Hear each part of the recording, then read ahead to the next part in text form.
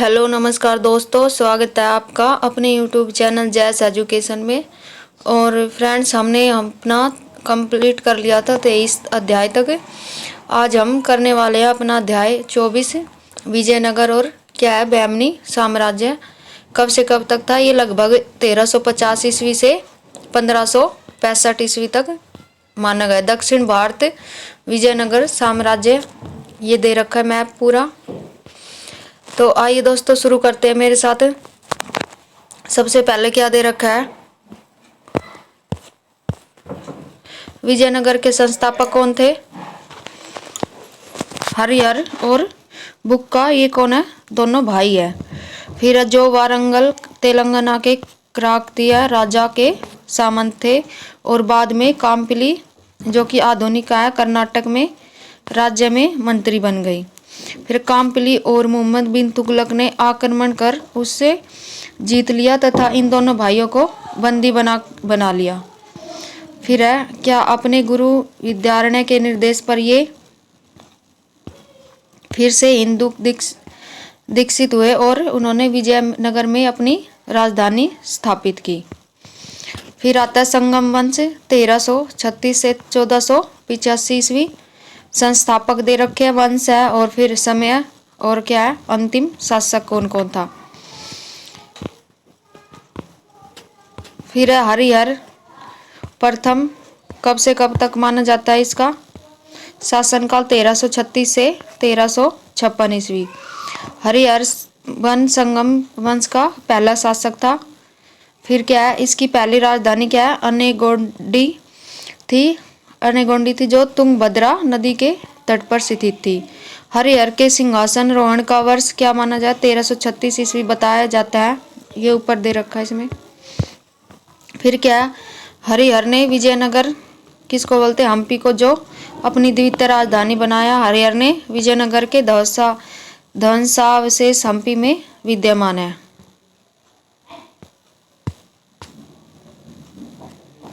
फिर क्या है, आरंभ में विजयनगर राज्य सहकारी राज्य व्यवस्था पर आधारित था। गद्दी पर बैठने के उपरांत हरिहर प्रथम ने अपने भाई बुक्का की सहायता से साम्राज्य विस्तार का कार्य प्रारंभ किया तथा विजयनगर साम्राज्य को उत्तर कृष्णा नदी से लेकर और दक्षिण में कावेरी नदी तक विस्तृत किया। फिर हरिहर प्रथम ने प्रशासनिक व्यवस्था में भी सुधार का प्रयास किया और उसने काकतीय राज व्यवस्था का अनुकरण कर अपने राज्य को देश, स्थल और नाडुओं में विभाजित किया। फिर कौन आता, बुक्का प्रथम, शासनकाल 1356 से 1377 ईस्वी। हरिहर प्रथम की मृत्यु होने के पश्चात 1356 ईस्वी बुक्का सिंहासन पर बैठता है और उसने 1377 ईस्वी तक शासन किया। वह एक महान योद्धा, राजनीतिक और विद्या प्रेमी था।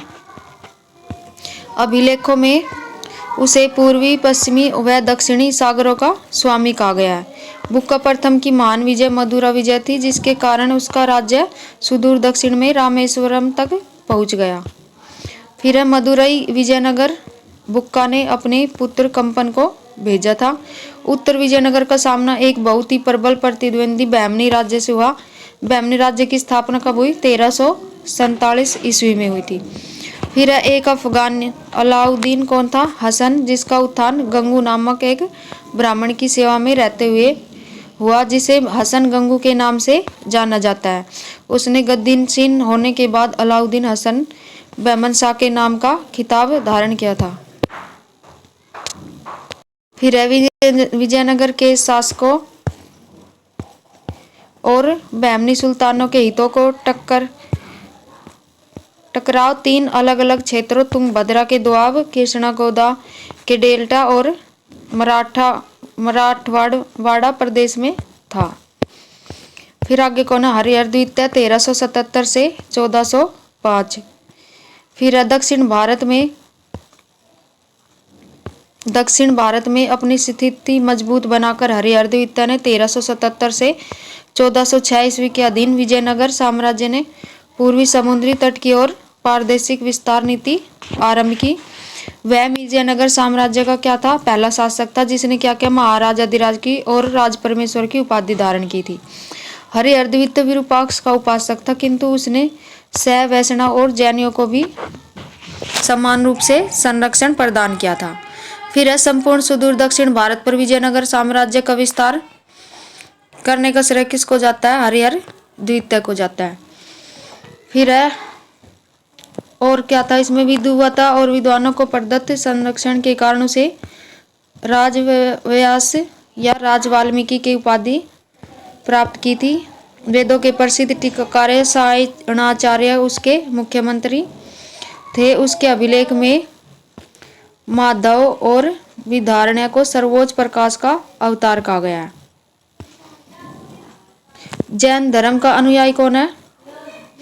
अनुयायी और नानार्थ रत्नमाला का लेखक इरुगांपा उसका क्या था? सेनापति था। फिर 1404 ईस्वी में हरिहर द्वितीय की मृत्यु हो जाती है और कृष्णा गोदावरी डेल्टा के निचले हिस्से में वारंगल शासकों का राज्य था। फिर हरिहर द्वितीय ने अपने भाइयों के स्थान पर अपने पुत्रों को गवर्नर बनाया। उसकी एक नई परंपरा की शुरुआत की उसने। फिर देवराय प्रथम आता है 1406 से 1422 ईस्वी। हरिहर द्वितीय की मृत्यु के पश्चात कुछ समय की अनिश्चितता के उपरांत देवराय प्रथम 1406 से 1422 ईस्वी पर गद्दी पर बैठता है और फिर बहमनी शासक फिरोज शाह ने विजयनगर पर आक्रमण किया, जिसमें देवराय प्रथम पराजित हो गया और अंत में दोनों के मध्य एक क्या हुई? संधि हुई, जिसके अनुसार देवराय प्रथम ने अपनी पुत्री का विवाह किसके साथ कर दिया? फिरोज शाह के साथ कर दिया और बांकामपुर को दहेज के रूप में दे दिया। किसको दे दिया? बांकामपुर को। फिर है उसने तुंगभद्रा नदी पर एक हरिद्रा बांध बनवाया ताकि उसमें उससे नहरें निकालकर उन्हें राजधानी तक लाकर जल की कमी दूर की जा सके। उसे नहरों के द्वारा आसपास के खेतों की सिंचाई भी होती थी। और क्या? फिरोज शाह तुगलक को नहरों का निर्माण सबसे ज्यादा किसने करवाया था? फिरोज शाह तुगलक ने करवाया था। फिर इन नहरों के कारण उसके राजस्व 3,50,000 प्रदाओं की वृद्धि हुई और हरिद्रा नदी पर भी एक बांध बनवाया उसने। देवराय प्रथम ने 10,000 मुस्लिमों को सेना में प्रथम बार भर्ती किया था। देवराय प्रथम शासनकाल में इटालियन यात्री निकोलो डी कोंटी ने 1430 ईस्वी में विजयनगर की क्या की थी? यात्रा की थी उसके देवराय प्रथम के शासनकाल में। फिर उसने नगर में मनाए जाने वाले दीपावली, नवरात्र आदि जैसे उत्सवों का भी वर्णन किया। देवराय प्रथम हरविलास नामक ग्रंथ के रचनाकार व प्रसिद्ध तेलुगु कवि श्रीनाथ को संरक्षण प्रदान किया था। फिर रामचंद्र 6 महीने 1422 ईस्वी में देवराय प्रथम की मृत्यु हो गई और 6 महीने तक उसका पुत्र कौन बैठा? रामचंद्र 6 महीने तक उसने शासन किया। फिर विजयनगर प्रथम भी 6 महीने तक बैठता है। फिर होता है देवराय द्वितीय 1422 से 1446 ईस्वी। देवराय द्वितीय 1422 ईस्वी में सिंहासन पर बैठा। इसने गजबेटकर इमाडी देवराय की उपाधि धारण की और इसके अतिरिक्त कुछ प्रमुख सामान्य जन देवराय द्वितीय को हिंदू पौराणिक आख्यानों के देवीय शासक इंद्र का अवतार मानते थे। फिर क्या है? देवराय द्वितीय संगम वंश का क्या है? महानतम शासक था। उसका साम्राज्य विस्तार काश तक श्रीलंका के तट तक विस्तृत हो गया था। अपनी सैनिक शक्ति मजबूत करने के लिए देवराय द्वितीय ने 2000 तुर्की धनुर्धरों को अपनी सेना में भर्ती किया तथा उन्हें जागीरें प्रदान की। सेना के मजबूत बनाने के लिए उसने किसको? मुसलमानों को भी भर्ती किया था। फिर देवराय द्वितीय, ये हमने अभी पढ़ा है ऊपर।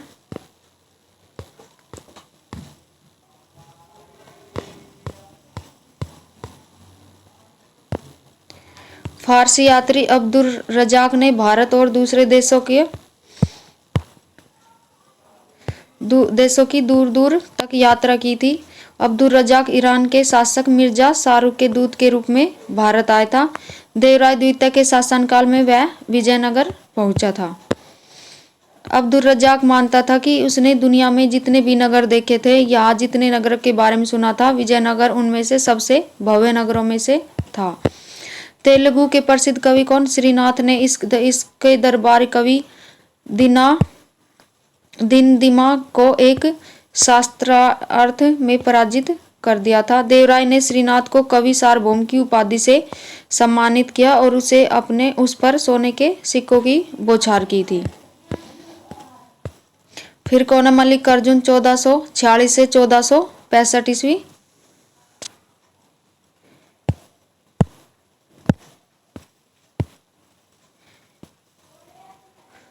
मल्लिकार्जुन ने भी अपने पिता देवराय प्रथम की भांति गजबेटकर की उपाधि धारण की थी और माहुआन नामक चीनी यात्री समुद्री यात्रा कर विजयनगर आया था इसके शासनकाल में। फिर है विरूपाक्ष द्वितीय 1465 से 1485। विरूपाक्ष द्वितीय संगम का अंतिम शासक था। बहमनी वजीर महमूद खां और उड़ीसा के गजपति नरेश कपिलेश्वर ने विजयनगर पर आक्रमण किए, जिसमें बहमनी साम्राज्य ने गोवा, दाभुल और चोल तथा गजपतियों ने उदयगिरी व विजयनगर साम्राज्य के आंध्र प्रदेश क्षेत्र पर अधिकार कर लिया। फिर बहमनी साम्राज्य द्वारा विजयनगर की यह पहली पराजय थी। फिर प्रौढ़ देवराय 1485 ईस्वी। विरूपाक्ष की हत्या के बाद प्रौढ़ देवराय गद्दी पर बैठा और यह घटना प्रथम बल्लापर पहाड़ कहलाती है। फिर सालू वंश आता 1485 से 1505 ईस्वी। विजयनगर साम्राज्य के राज सिंहासन को प्रथम बार बलपूर्वक प्राप्त करने के बाद कौन आता सालू वंश की स्थापना हुई।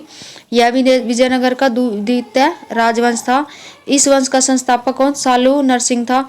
सालू नरसिंह के समय में उड़ीसा के पुरुषोत्तम गजपति ने विजयनगर पर आक्रमण किया और उसे पराजित कर बंदी बना लिया।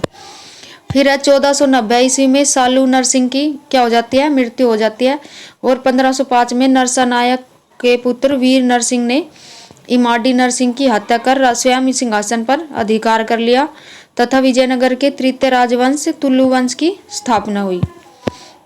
फिर वीर नरसिंह और इमाडी नरसिंह की हत्या कर शासन पर अधिकार करने की घटना को क्या बोलते हैं, द्वितीय बलापार या द्वितीय अपहरण कहा गया।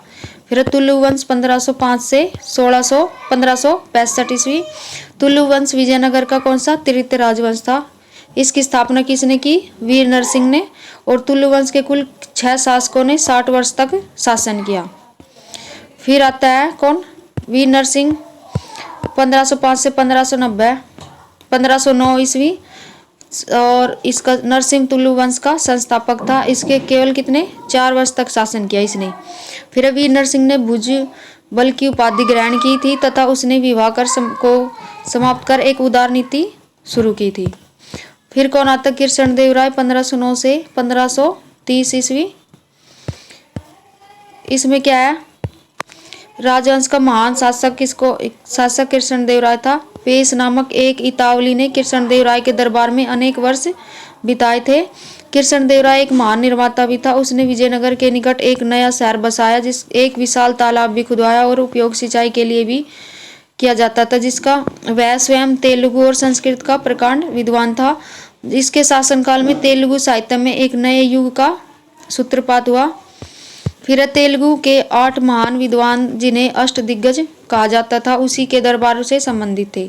फिर अष्टदिग्गज तेलुगु कवियों में पेदान सर्व प्रमुख था, जो संस्कृत और किसका तेलुगु दोनों भाषाओं का जानता था जिसको। फिर कृष्ण देव की सबसे बड़ी उपलब्धि क्या थी कि उसके साम्राज्य में सहिष्णुता और उदारता व्याप्त थी। कृष्ण देव राय के शासनकाल में पुर्तगाली यात्री कौन, बाराबोसा व डोमिंगो पायस विजयनगर की यात्रा की थी, डोमिंगो पायस ने। फिर बारबोसा क्या कहता है कि राजा इतनी आज़ादी देता है कि वह कोई भी व्यक्ति अपनी इच्छा अनुसार वहां पर आ जा सकता है और अपने धर्म के अनुसार जीवन व्यतीत कर सकता है। फिर कृष्ण देव राय गजपतियों को पराजित कर वहां से बाल कृष्ण की मूर्ति विजय स्मारक के रूप में ले आया तथा विजयनगर में कृष्ण स्वामी मंदिर में एक रतन जड़ित मंडप में प्रतिमा की स्थापना की। फिर अपनी माता के नाम पर क्या बनवाया, नागलपुर नामक नया नगर बसाया। और फिर क्या, कृष्ण देव राय ने हासपेट नामक नगर किसके, अपनी पत्नी की याद में बसाया था। अनेक भव्य भवनों और मंदिरों का निर्माण करवाया, जिसमें हजारों मंदिर और कौन सा, विठल स्वामी के मंदिर प्रमुख है। फिर है इसके अतिरिक्त चिदंबरम मंदिर का निर्माण भी करवाया था और 1530 में इसकी क्या हो जाती है, मृत्यु हो जाती है। बाबर ने अपनी पुस्तक बाबरनामा में कृष्ण देव राय का एक महान और वीर शासक के रूप में वर्णन किया है। फिर इसके बाद आता है अच्युत देव राय 1530 से 1542 ईस्वी। कृष्ण देव राय की मृत्यु के बाद कौन है ये, मृत्यु के पूर्व ही अपने चचेरे भाई अच्युत देव राय को अपनी मृत्यु से पहले ही बैठा देता गद्दी पर उत्तराधिकारी नियुक्त किया, और क्योंकि उसका एकमात्र पुत्र जो कितने 18 महीने का था, सिंहासन के योग्य नहीं था। अच्युत देव राय के समय में ही पुर्तगाली ने तूतीकोरिन के मोती उत्पादक क्षेत्र पर अधिकार कर लिया था। अच्युत देव राय के समय पुर्तगाली यात्री कौन, नूनीज ने भारत की यात्रा की थी। किसने की थी? नूनीज ने। नूनीज कौन था? घोड़े का व्यापारी था। उसने अपनी पुस्तक क्रॉनिकल ऑफ फर्नास नूनीज में विजयनगर साम्राज्य के प्रारंभ से लेकर अच्युत देव राय के शासन के अंतिम वर्षों का इतिहास प्रस्तुत किया। अच्युत देव राय ने महामंडलेश्वर नामक एक नए अधिकारी की नियुक्ति की थी। फिर है सदाशिव राय 1542 से 1570 ईस्वी। 1543 में सदाशिव राय गद्दी पर बैठा और 1567 ईस्वी तक उसने शासन किया। सदाशिव राय के शासनकाल में वास्तविक सत्ता किसके? राम राय के हाथों में थी। फिर है तालीकोटा राक्षसगढ़ी का, जिसको क्या युद्ध है जो 1565 ईस्वी में हुआ। 1565 ईस्वी में तालीकोटा के निकट बन्नीहट्टी को युद्ध में बहमनियों के संघ ने विजयनगर की गहरी शिकस्त दी, जिसे क्या बोलते हैं? तालीकोटा का युद्ध माना जाता है, या फिर राक्षस तंगड़ी का युद्ध मानते हैं। फिर क्या आगे गोलकुंडा व बरार के मध्य पारस्परिक शत्रुता के कारण बरार इसमें शामिल नहीं था। दक्कनी राज्यों ने पारस्परिक वैवाहिक संबंधों के द्वारा महासंघ को मजबूत बनाया। अहमदनगर हुसैन निजाम शाह की पुत्री कौन थी? जमाली बीबी का विवाह किसके साथ हुआ? इब्राहिम कुतुब शाह के साथ हुआ। हुसैन निजाम शाह ने अपनी दूसरी पुत्री कौन? चांद बीबी का विवाह किसके साथ? बीजापुर के अली आदिल के साथ किया था। राम राय को घेर लिया और उसके पकड़कर तुरंत उसकी हत्या कर दी गई। विजयनगर को अत्यधिक लूटा गया तथा विनाश के कगार पर पहुंचा दिया गया। बन्नीहाटी की लड़ाई को सामान्यतः विजयनगर के महान युग का अंत माना जाता है। किसको? बन्नीहाटी की लड़ाई को। फिर है सेवेल, जो इस युद्ध का क्या था? प्रत्यदर्शी था, जिसने ए फॉरगटन एम्पायर नामक पुस्तक की रचना की थी। तालीकोटा के युद्ध के तत्काल बाद विदेशी यात्री सीजर फ्रेडरिक ने विजयनगर की क्या यात्रा की तथा स्थिति का वर्णन किया। तालीकोटा युद्ध के पश्चात राम राय का भाई कौन? तिरुमल सदाशिव को लेकर पेनुकोंडा आ गया और यहाँ से शासन करना प्रारंभ किया। उसने विजयनगर के चतुर्थ राजवंश आरवीड वंश की स्थापना किसकी? आरवीड वंश की। आरवीड वंश की। फिर ये कब से कब तक चला? 1570 से 1652 ईस्वी तक चला। तालीकोटा युद्ध के पश्चात तिरुमल ने 1570 ईस्वी में सदाशिव राय की हत्या कर दी और आरवीडू वंश की स्थापना की तथा उस पेनुकोंडा को अपनी राजधानी बनाया। वेंकट द्वितीय इस वंश का क्या था? पहला शासक था। इसने चंद्रगिरी को अपना मुख्यालय बनाया। इस वंश का अंतिम प्रमुख शासक कौन था? रंग तृतीय। फिर विजयनगर प्रशासन, राजा को सलाह देने के लिए मंत्रियों की एक परिषद होती थी। ये वैसे दे रखा है, इसको आप पढ़ लेना कैसे क्या क्या होता था, ये सारे दे रखे हैं। 16वीं सदी का यात्री निकितिन कहता है कि जमीन आबादी से भरी हुई थी, लेकिन जो लोग गांव में रहते थे वे बहुत क्या थे? दयनीय अवस्था में है, जबकि सरदार लोग अत्यधिक समृद्ध और विलासिता का जीवन बिताते थे। विजयनगर के उस साम्राज्य के बारे में बोल रहे हैं। फिर बहमनी कौन आता? बहमनी साम्राज्य, अलाउद्दीन बहमन शाह इसका संस्थापक 1347 से 1358 ईस्वी। 1347 ईस्वी में हसन गंगू अलाउद्दीन बहमन शाह के नाम से बहमनी शासक बना था तथा गुलबर्गा को अपनी राजधानी बनाया इसने। इसके सिक्के पर द्वितीय सिकंदर अंकित है। क्या अंकित है? द्वितीय सिकंदर। इसने संपूर्ण साम्राज्य को 4 तराफों प्रांतों गुलबर्गा, दौलताबाद, बीदर और बरार में विभाजित किया था। फिर है मोहम्मद शाह प्रथम 1367 ईस्वी में मुदकल के किले पर विजयनगर के शासक बुक्का प्रथम के साथ हुए युद्ध में प्रथम बार तोपखाने का प्रयोग हुआ। हुमायूं का क्या दे रखा है इसमें इसकी क्रूरता के कारण इसे जालिम शाह के नाम से जाना जाता था। इसे दक्कन का हीरो भी कहा जाता था। फिर निजाम शाह संरक्षक के रूप में मखदूम बेगम ख्वाजा जहां एवं ख्वाजा गवाह की एक परिषद का निर्माण हुआ जिसके हाथों में वास्तविक सत्ता थी। फिर महमूद तृतीय ख्वाजा जहाँ इसका मंत्री बना।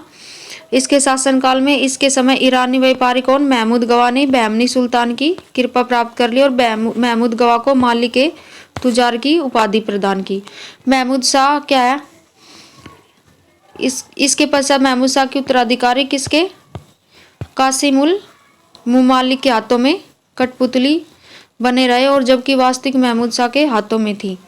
कासिम उल मुमालिक की मृत्यु के पश्चात सत्ता उसके अमीर उल बरीद के हाथों में चली गई।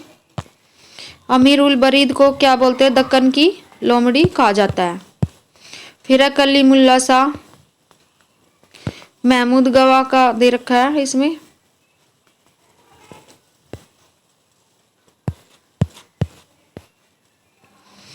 महमूद गवाह के बारे में थोड़ा सा पढ़ लेते हैं। वह जन्म से क्या था? ईरानी था। आरंभ में वाणिज्य व्यापार में लगा हुआ था।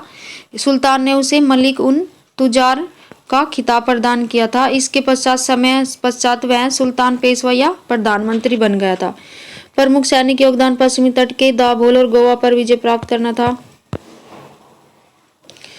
महमूद गवाह ने क्या कोई आंतरिक सुधार नहीं किए। उसने राज्य को 8 प्रांतों या तरापों में विभाजित किया था। बहमनी सल्तनत ने उत्तर और दक्षिण के बीच सांस्कृतिक सेतु का काम किया। बहमनी साम्राज्य का विभाजन अहमदनगर के निजाम शाह 1490 से 1633 ईस्वी। 1490 में मलिक अहमद ने स्वतंत्र राज्य की स्थापना कर निजाम शाह वंश की स्थापना की थी और 1633 में शाहजहां ने इस वंश का इस मुगल साम्राज्य में मिला लिया इस वंश को। फिर आगे 1527 में अमीर उल बरीद ने कलीमुल्ला शाह की हत्या कर बीदर के बरीद शाही वंश की स्थापना की। 1618 से 19 में औरंगजेब ने बीदर पर अधिकार कर लिया। बीजापुर के आदिल शाही 1490 से 1686 ईस्वी। यूसुफ आदिल शाह ने बीजापुर को स्वतंत्र कर आदिल शाही वंश की स्थापना की। इब्राहिम आदिल शाह ने फारसी के स्थान पर हिंदी को राजभाषा बनाया था। इब्राहिम आदिल शाह द्वितीय को जगदरू अबला बाबा तथा निर्धनों को मित्र कहा जाता था। इसने किताब ए नौरस की रचना की।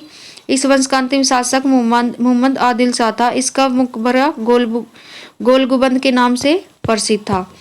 फिर क्या है? गोलकुंडा के कुतुबशाही 1518 से 1667 ईस्वी।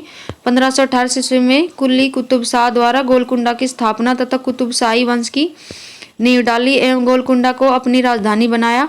एक अन्य कुतुबशाही शासक मोहम्मद कुली कुतुब शाह ने हैदराबाद नगर की स्थापना की और वहां पर प्रसिद्ध किसका चार मीनार का निर्माण करवाया? किसने? कुतुब शाह ने।